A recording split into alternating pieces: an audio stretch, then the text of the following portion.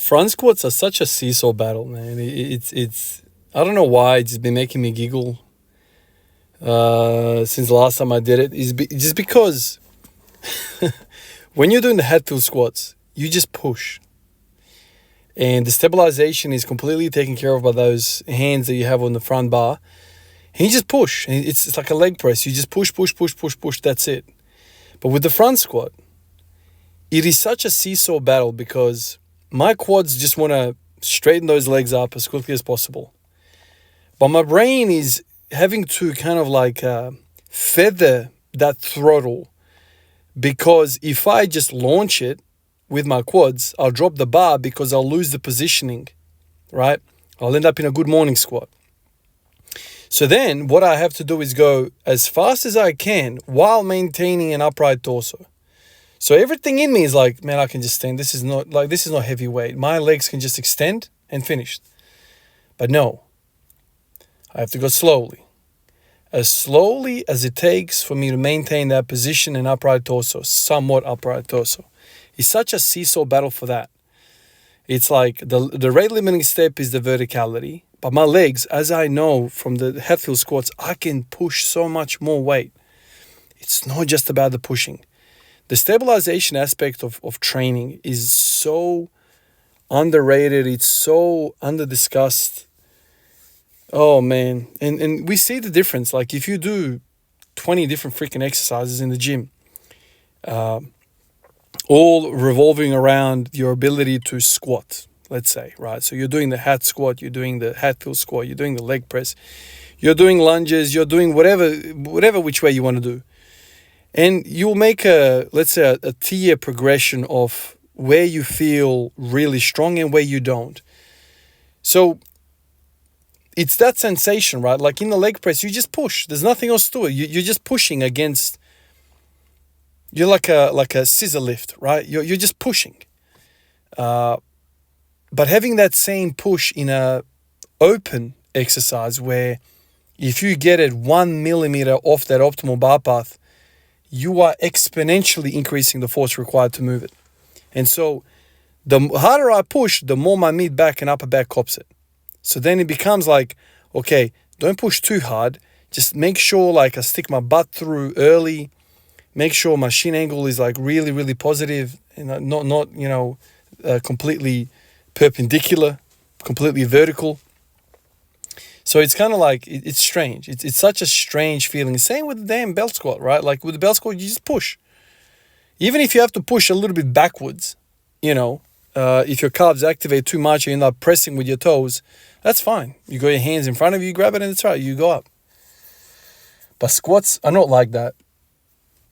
You don't feel stacked. You don't feel that like you can just let it go. It's like this feathering feeling. I don't know if I can explain that. So that's why for longest time, I've always felt like squats, are like a balancing thing for me. It's always a balancing thing. And, in one hand, we always talk about, weak quads, right?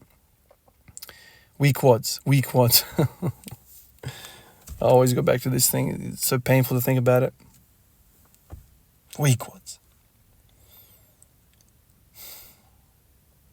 Which in one way makes sense. But when I do front squats, I'm like, my legs just want to extend. My back falls forward. And this is where you get into the trickery of it all, because just because your legs want to extend doesn't mean they are the stronger ones. It's so tricky. It's so tricky.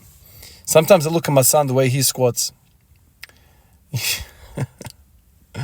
Freaking at 9 months, perfect mobility, perfect everything, but no strength. Right? When he's laying on the bed and he's pushing me with his feet, he's got a lot of strength there. But you get him on his feet and there's balancing issues. He can't coordinate all of those movements. So I'm sitting here, I'm looking at him and I'm like, you're exactly like me. You have strength. You just don't know how to coordinate it perfectly. And so you're all wobbly and you want to fall over every 2 seconds. But he's strong enough. Like he'll, if I put my hand, like if he's laying on his back and I put my hand up and he pushes with his feet against my hand, he'll go up the bed. He will slide up the bed. So he's got strength to leg press, but he can't walk. he can't, his strength is all over the place. He can squat up with my assistance, and he's using all of his strength, but he doesn't squat straight up. He squats a little bit backwards or forwards or wherever, he goes. So stability is a big thing, man. It's underappreciated for what it means. And stability I put in the same train of thought as being stacked, where everything is, all of your forces that you are applying are going perfectly vertical against gravity. If some of these forces that you are creating are going a little bit more backwards or a little bit more forwards, and they're not exactly all equaling to go perfectly upwards, this is what we call leaking of power. You're leaking. You're generating force which is not contributing to the force against the weight. And gravity is always perfectly down, right? So you have to go push up against it. And a lot of us, I think, struggle with these stability components of it. So if you, let's say, address the ankle and some of the musculature in your hips, and you get yourself aligned perfectly, and then you can drop the clutch from 10,000 and not worry about it. That's great. That's perfect traction. You have propulsion. You go forward. But if you start spinning your wheels and you start losing traction and the stability control is failing and all this sort of stuff, what happens then? You don't translate that force that you're generating at the engine to the ground. You're spinning. Similarly, I feel like that is with us in the gym.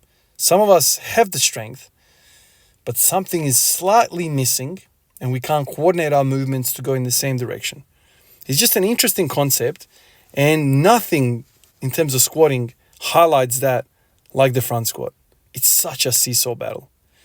Appreciate you guys. I'll catch you in the next one. Peace out.